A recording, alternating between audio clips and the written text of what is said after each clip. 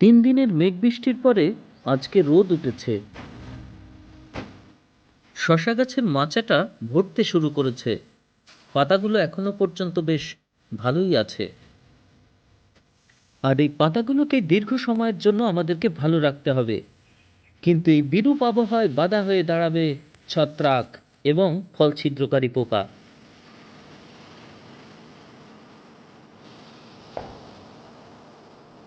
কদিন আগে আমাদের শশার জমিতে সার দিয়েছিলাম। সার দেওয়ার পর গাছগুলো দেখুন লতাতে ভরে গেছে। এই যে লতা, এই লতাগুলো দেখবেন আর কদিনের ভিতরে মাচার এই যে পাটকাঠি এগুলো কিন্তু আর দেখা যাবে না। পাতাগুলো খুব সুন্দর সবুজ আছে, কোনো লিপ মাইনারের অ্যাটাক নেই, পাতায় কোনো রকমের কিন্তু ক্র্যাশ নেই। কিন্তু কথা হচ্ছে বাংলাদেশ এবং পশ্চিমবঙ্গে পরপর কিন্তু 2-3 দিন ঝড় এবং বৃষ্টি গেল, জোর বাতাস এবং বৃষ্টি হয়েছে। তো জোর বাতাস এবং বৃষ্টি, আর আকাশ তো মেঘলা ছিলই, জোর বাতাস, মেঘলা আকাশ, বৃষ্টি, হঠাৎ করে আজকে দুপুরবেলা কিন্তু রোদ উঠেছে।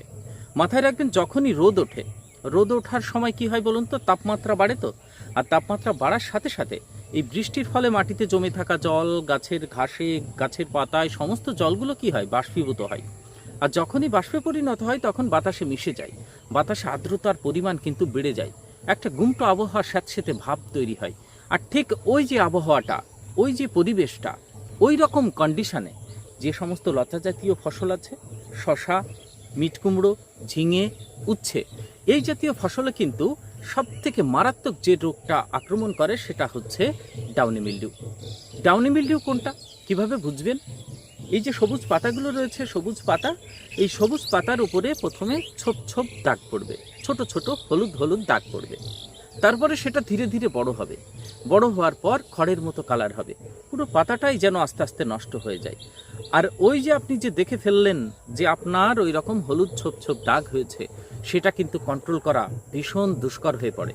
নিয়ন্ত্রণ করা তখন এক প্রকার কঠিন ব্যাপার হয়ে যায়, কারণ আপনার জমিতে ডাউনি মিল্ডিউ এই বয়স্ক পাতা থেকে স্টার্ট হয়, ধীরে ধীরে তারপরে ওপরের পাতা থেকে বাড়ে, মাটির নিচ থেকে নিচের দিকে যে পাতাগুলো থাকে, এই নিচের দিকের পাতাগুলো থেকে স্টার্ট হয়। তাহলে আপনাদের মাঝে মাঝে জমিতে আসবেন আর খেয়ালে রাখবেন পাতাগুলোতে হলুদ ছোপ শুরু হচ্ছে কি। দরকার নেই, ধরুন আপনার জমিতে হয়নি, স্টার্ট হয়নি, কিন্তু তবু এই রকম পরিবেশ, আমি যে পরিবেশ একটু আগে কথা বললাম, এই রকম গুমটো পরিবেশে, স্যাঁতসেঁতে পরিবেশে, বৃষ্টির পরে, মেঘলার পরে যখনই রোদ উঠবে তখনই আপনি কিন্তু স্প্রে করতে আসবেন।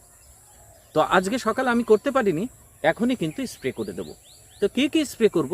প্রধান আমার টার্গেট হবে ছত্রাকের আক্রমণটা যেন না করে বসে, বিশেষত ডাউনি মিল্ডিউ। তারপরে পাতাতে বিভিন্ন ধরনের ছত্রাকের রোগ হয়, লিপ স্পট হয়, লিপ ব্লাইট হয়, অ্যানথ্রাকনস হয়। এই সমস্ত ছত্রাকের হাত থেকে বাঁচার জন্য অবশ্যই ছত্রাকনাশক কাছে রাখবেন। আর এর সঙ্গে এই যে আমার একটু যদি সরে যায়, আপনি এখানে দেখতে পাবেন এই যে মাঝখান দিয়ে একটা রাস্তা আছে না, গলি আছে, এইখান দিয়ে যখন হাঁটবো তখনই দেখতে পাচ্ছি মথগুলো কিন্তু ঘুরছে। মথ, ধানে যে মথগুলো বসে, সেই মথ এখানে দেখতে পাচ্ছি। পাতা উল্টে উল্টে কিছু কিছু সবুজ টিয়া এবং সাদা মাছি কিন্তু দেখতে পাচ্ছি, হালকা দেখা যাচ্ছে। তা এই সময় আমাদের টার্গেট হচ্ছে মথ ঠেকানো, সাদা মাছি, সবুজ টিয়া, পাতার চুলচুলে পোকা, সমস্তগুলো একসাথে নিয়ন্ত্রণ করা একটা কীটনাশক, আর হচ্ছে একটা ছত্রাকনাশক, দুটো একসঙ্গে মিলিয়ে দেবো। বাংলাদেশ এবং আমাদের এখানে চাষি ভাই কী ব্যবহার করবেন এই ছোট্ট ভিডিওর মধ্য দিয়ে সেটা আপনাদেরকে জানিয়ে দিচ্ছি। তো শশা জাতীয়, লতা জাতীয় ফসল যারা চাষ করেছেন, আজ যদি না পারেন কালকে সকালবেলা 8টার ভিতরে এসে জমিতে কিন্তু স্প্রে করে দেবেন।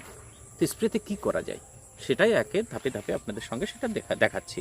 ডোজ কত, পরিমাণ কত, কোন ওষুধ দেখিয়ে দিচ্ছি। তো আপনারা দেখছেন চাষি ভাই green wave farmers creation channel, আপনাদের সঙ্গে রয়েছি আমি সুশোভ। যে সমস্ত চাষি ভাই আপনারা প্রথম চ্যানেলটা দেখছেন, দেখবেন চ্যানেলে বিভিন্ন ধরনের সবজি চাষ এবং ধান, পাট সমস্ত চাষের ভিডিওগুলো দেওয়া রয়েছে, যেগুলো আমি করছি। তো এখানে আমার শশার জমি থেকে এখন শশার পরিচর্যার কথা আপনাদের সঙ্গে তুলে ধরছি। চ্যানেলটি সাবস্ক্রাইব করে রাখবেন, বেল আইকনটি প্রেস করে রাখবেন, নোটিফিকেশন পেয়ে যাবেন যখনই ভিডিও দেবো। শশা চাষ, এরপরে কপি চাষ আসবে, করলা বসাবো, সেই সমস্ত চাষ পরপর আপনাদের সঙ্গে দেবো। তো আসুন 1 নম্বর ওষুধের কথা বলি। আমি যেটা ব্যবহার করছি সেটা বলছি, তারপরে আর মোট 2টো ওষুধের কথা বলবো। বাংলাদেশে কি ব্যবহার করবেন সেই ওষুধের কথা বলবো। তো আমি যেটা ব্যবহার করছি সেটা হচ্ছে, এই যে এখনই আমি গুলবো, সন্ধ্যা হয়েছে তো কি হয়েছে, বৃষ্টি হবে না, কালকে সকালবেলা কাজ হয়ে যাবে। এখন কীটনাশকের কাজটা হবে, ছত্রাকনাশক ধীরে ধীরে পাতাতে, শশার পাতায় ভীষণ রস শোষণ করে, অর্থাৎ এখন রস শুষে নেবে, সকালবেলা ছত্রাকনাশকের কাজ শুরু হয়ে যাবে। এটা দেখতে পাচ্ছেন, সবার পরিচিত এটা। এই রকম আবহাওয়ায় আমাদের এই যে ডাউনি মিলডিউয়ের জন্য সব থেকে বেটার ওষুধ সেটা হচ্ছে মেলোডি ডাউ। দেখেন মেলোডি ডাউ এর আগেও আমি দিয়েছি, ফুলকপিতে, শশাতে ভালো কাজ করে। তো এটা ছিল বায়ারের, এখন হয়েছে ধানুকার মেলোডি ডাউ। তো এর টেকনিক্যাল কি জানেন? এর টেকনিক্যাল হচ্ছে প্রোপিনেপ। অ্যান্টাকলের নাম শুনেছেন? অ্যান্টাকলের যে টেকনিক্যাল, সেম টেকনিক্যাল আছে। তো এই প্রোপিনেপের সঙ্গে যেটা আছে সেটা হচ্ছে ইপ্রোভ্যালিক্যাপ। দেখুন অ্যান্ট্রাকলের ভিতরে যেটা পার্সেন্টেজ থাকে প্রায় সেম পার্সেন্টেজ, 61.25% ডাব্লিউপি ফর্মের ভিতরে রয়েছে, কিন্তু ইপ্রোভ্যালিক্যাপ যেটা সেটা এক্সট্রা 5% এর ভিতরে দেওয়া আছে। কন্টাক্ট এবং সিস্টেমিকের মিশ্রণ মেলোডি ডাউ। এটা দিলে পাতার সমস্ত রকমের ছত্রাকের বিরুদ্ধে, একটা বোর্ড স্পেকট্রাম ফাঙ্গিসাইড আপনারা বলতে পারেন, সমস্ত রকম ফাঙ্গাসের বিরুদ্ধে কিন্তু লড়াই করে। তাহলে আমি দিচ্ছি, এইরকম আমার পাতায় কোনো রোগ নেই, তবু কিন্তু আমি দিচ্ছি, তাহলে এটা যখনই দেবো আমার 7 থেকে 10 দিন আবার কিন্তু টেনে দেবে। যদি আবহাওয়া গন্ডগোল না করে আবার কিন্তু 7 থেকে 10 দিন এটা টানবে। তাহলে এটার পরিমাণ কত দেবেন? এর পরিমাণ আপনি দেবেন হচ্ছে 35 গ্রাম, 30 থেকে 35, 15 লিটার জলে 16 লিটার জলে গুলে তারপরে পাতা ভালো করে ধুয়ে দেবেন। চেষ্টা করবেন যদি যাদের থ্রিপস মাকড় অ্যাটাক করে থাকে, এরকম নিচের দিকে মাথাটা ঘুরিয়ে দেবেন, আবার ওপর দিক থেকেও দেবেন। তো এইবার আসি একটা কীটনাশকের কথায়। তো এর সঙ্গে আমি কিন্তু কীটনাশক মেশাবো, আমার পক্ষে বারবার এত ওষুধ দেওয়া সম্ভব হয়ে পড়ে না, তো সেই জন্য আমি দিয়ে আসি, যেগুলো বিক্রিয়া করে না সেই জাতীয় ওষুধগুলো মেশাই। তো আপনাদের বলে দিই, এই যে এখানে আমি আলাদা মেপে নিয়ে এসেছি, এখনই গুলে কিন্তু স্প্রে করব। এর ভিতরে আমি নিয়ে এসেছি 15 ml। 15 ml একটা ওষুধ আছে সিনজেন্টা কোম্পানির, সবাই জানেন, সেটা হচ্ছে সিমোডিস। সিমোডিস শশাতে, উচ্ছেতে ভীষণ ভালো কাজ করে। তো এটা দিলে আমার চুলচুলে পোকা থেকে শুরু করে ছোট ছোট লেদা থেকে, যে পাতার ভিতরে থাকে লেদা থেকে শুরু করে সাদা মাছি, সমস্ত কিছুই মোটামুটি কিন্তু নিয়ন্ত্রণ করে। তো এই সিমোডিস আমি 15 ml দিচ্ছি 15 লিটার জলে, আর এটা 35 দিচ্ছি। তো এই সিমোডিস দিলে আপনার যে মথগুলো ঘুরছে জমিতে, মথগুলোও কিন্তু মারা যাবে, সবুজ টিয়া, সাদা মাছি সবই মারা যাবে। এটা অলরাউন্ডার 360 ডিগ্রি, এটা দিন ভালো কাজ করতে। পরে আরেকটা ওষুধের কথা আপনারা বলি, যদি এই মেলোডি না পান এই মুহূর্তে, সেটাও কিন্তু কাজ করবে এইরকম আবহাওয়ার জন্য আমরা বলছি, সেটা হচ্ছে পাইরোক্লাস্ট্রাবিন আর মেটিরাম এর মিশ্রণ। তো পাইরোক্লাস্ট্রাবিন আর মেটিরামের মিশ্রণ একটা পারফেক্ট ওষুধ, সেটাও ভালো কোম্পানির বলছি, বিএসএফ কোম্পানির হচ্ছে ক্যাপ্রিয়েটপ।